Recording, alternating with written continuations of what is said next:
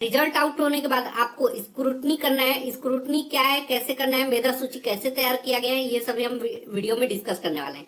हालांकि कल 20 जून 2024 था, 20/6/2024 आपको 2 नोटिस देखने को मिला था। सबसे पहले हम सबसे पहले देखिए कि स्क्रूटनी क्या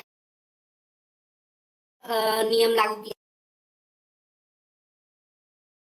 को हमने डिस्कस कर दिया है। यदि आपने अभी तक नहीं ज्वाइन किया है, नहीं देखा है, तो इसको जरूर देख लीजिएगा। चलिए हम लोग डिस्कस करते हैं। आप वीडियो को अंत तक बने रहेगा। सारी चीजें इस वीडियो में हम डिस्कस करेंगे कि स्क्रूटनी कहाँ से करना है, कैसे करना है, ठीक है, सभी चीजें हम डिस्कस करेंगे। और स्क्रूटनी के लिए आपका डॉक्यूमेंट्स कैसे तैयार रहना चाहिए। तो सबसे पहले आपको btsc.bihar.gov.in बीटीएससी की ऑफिशियल वेबसाइट पे आ जाना है और यहाँ पे आपको लेटेस्ट अपडेट में चले जाएंगे। तो कल की यानी कि लेटेस्ट अपडेट में चले जा रहा हूँ। लेटेस्ट अपडेट तो कल 20 जून था और आज है 21 जून और 21 जून से आपका स्टार्ट होने वाला है स्क्रूटनी। अब देखिए यहाँ पे 20 जून है। इसमें 2 नोटिस जारी हुआ था। एक तो जो क्वालिफाई कैंडिडेट है, सीबीटी एग्जाम पास किए हैं, आईटीआई वाले, ठीक है, ट्रेड इंस्ट्रक्टर के लिए, जिनकी विज्ञापन संख्या एडवर्टाइजमेंट नंबर 07/2023 से 36/2023 है। इसमें 2 पेज का नोटिस जारी हुआ है। आप पढ़ना होगा तो पढ़ लीजिएगा, नहीं तो कल की वीडियो देख लीजिएगा, उसको हमने पूरी डिटेल से डिस्कस किया है। अगला एक नोटिस और है 20 जून को, इसको मैं डाउनलोड करके, हालांकि इसमें देखेंगे, इसमें ऑलरेडी वो जो 20 जून को जारी हुआ था 13/6 ऑलरेडी इस वाले पीडीएफ में ऑलरेडी अटैच है। तो मैं इसको ओपन कर लेता हूं आप लोगों के सामने, क्योंकि हमें इसे डिटेल से डिस्कस करना है और साथ में स्क्रूटनी कैसे बनना है वो भी डिस्कस करेंगे।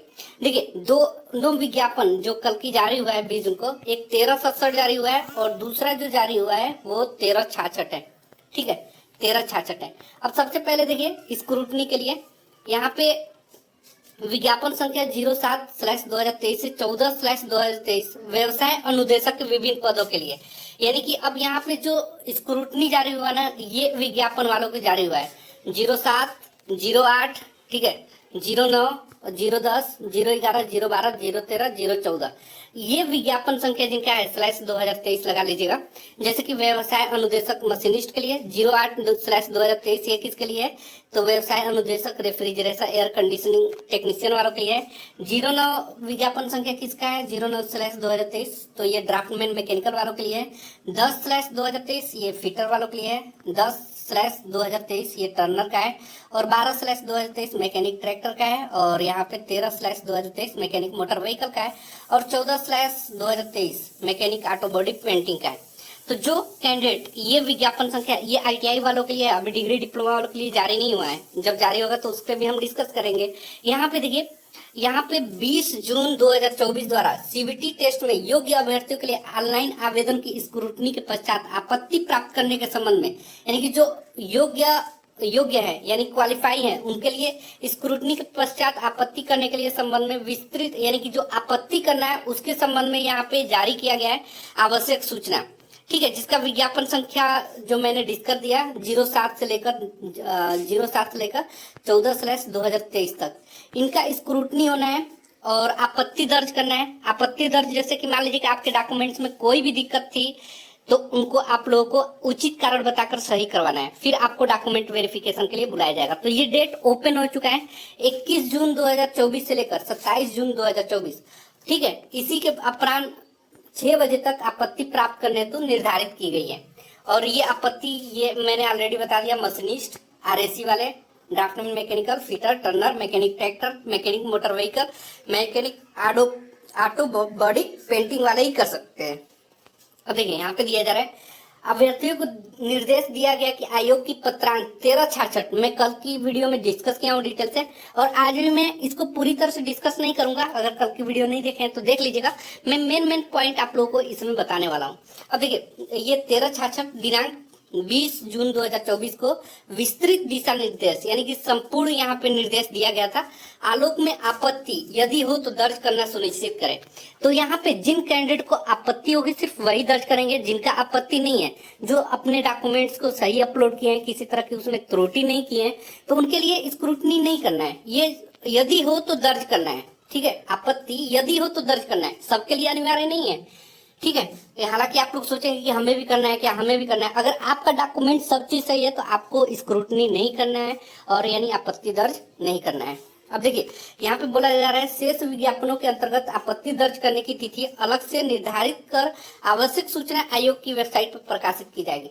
यानी कि जिन विज्ञापन संख्या को यहाँ पे नहीं अभी हुआ है, यानी कि अदर ट्रेड का, उन सभी को अलग से उनको भी स्क्रूटनी करना होगा, आपत्ति दर्ज करना होगा।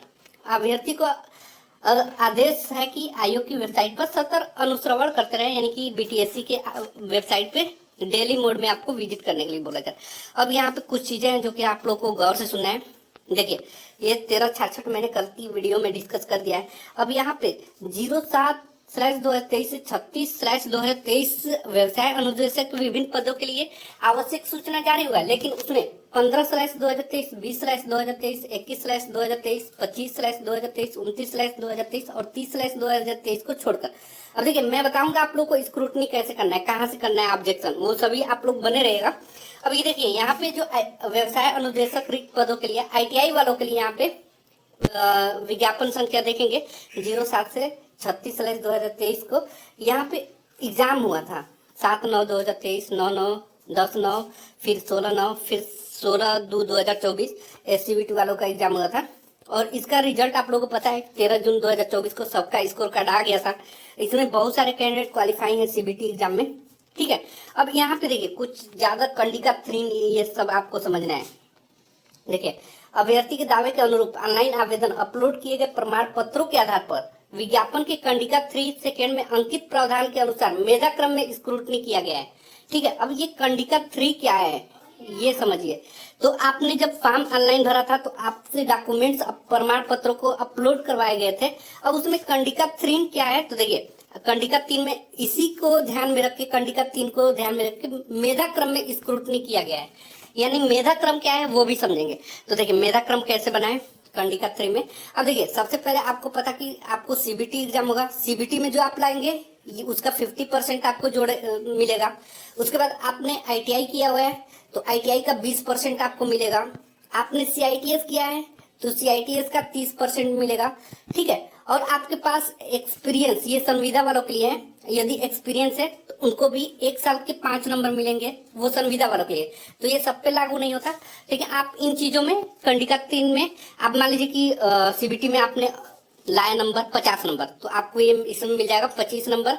और आईटीआई में आपका 80% है तो 80 का 20% निकालेंगे तो 16 हो जाएगा। और सीआईटीएस मान लीजिए कि आपका कितना नंबर है, सीआईटीएस में 70% है तो आपका इसका निकालेंगे तो 7 के लिए 21 नंबर और जोड़ देंगे तो यही आपका देखिए 5, 6, 11, 1, 12 के 2 हाथ से लगा 1, 2, 2, 4, 1, 5, 1, 6, 62 नंबर बन रहा है, ठीक है। यानी कि 62 नंबर आपका है। इसी 62 नंबर किसी और का होगा 62 कुछ, इन्हीं को लेकर मेधा सूची तैयार की गई है, मेरिट बनाई गई है आपके नंबर के अकॉर्डिंग। तो ये समझ में आ गया मेधा क्रम में स्क्रूटनी किया गया है, ये भी आप लोगों को पॉइंट क्लियर हो गया।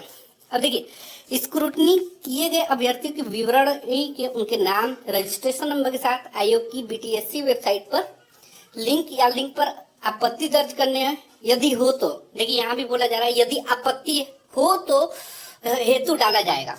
यदि आपके पास आपत्ति, ये सबके लिए नहीं है, यहाँ पे एक लाइन पढ़ेंगे क्योंकि समझ में नहीं आ रहा था बहुत सेकंड, इसलिए मैंने डिटेल से ये सोचा कि बता दूं। आपत्ति दर्ज करने यदि हो तो हेतु डाला जाएगा, यानी कि आपके पास यदि कोई ऑब्जेक्शन होगा, जैसे मान लीजिए आपका नाम वगैरह या कुछ भी गड़बड़ है एक्सपीरियंस में, तो इसके लिए ऑब्जेक्शन आप लोगों को करना पड़ेगा। अभ्यर्थियों को निर्देश है कि आयोग की वेबसाइट, चलिए ये तो इम्पोर्टेंट नहीं है। अब यहाँ देखिए, यहाँ पे देखिए ये वाला है, प्राप्त आपत्तियों के निष्पादन के पश्चात, यानी कि जो आप ऑब्जेक्शन करेंगे, जो कैंडिडेट का ऑब्जेक्शन होगा उसके बाद दस्तावेज सत्यापन हेतु यानी कि डॉक्यूमेंट वेरिफिकेशन के लिए अभ्यर्थी की सूचित प्रकाशित की जाएगी। यानी कि अभी क्या किया गया है, स्क्रूटनी का मतलब छानबीन के लिए, जिनका अगर गड़बड़ है, कोई चीज में दिक्कत है तो उनको क्या किया जाएगा कि उनसे डिटेल ऑब्जेक्शन करवा लिया जाएगा, आपत्ति करवा ली जाएगी। फिर उसके बाद एक सूची तैयार होगी, उस सूची में जिन कैंडिडेट का नाम होगा सही पाया गया स्क्रूटनी में, अगर मान लीजिए कि कुछ गड़बड़ था सही हो गया तो उनको भी लिस्ट में शामिल कर दिया जाएगा और उनको डॉक्यूमेंट वेरिफिकेशन के लिए बुलाया जाएगा, बाद में वो सूचित की जाएगी बाद में। अब देखिए अभ्यर्थी अपना एप्लीकेशन नंबर, मोबाइल नंबर, जन्मतिथि डालकर रजिस्टर्ड मोबाइल पर प्राप्त ओटीपी के माध्यम से लॉगिन कर दर्शाए गए सभी विवरण, नाम, पिता नाम, जन्मतिथि, वोटिंग लिंक, प्राप्तांक, अयोग्यता का कारण आदि देकर संतुष्ट हो ले।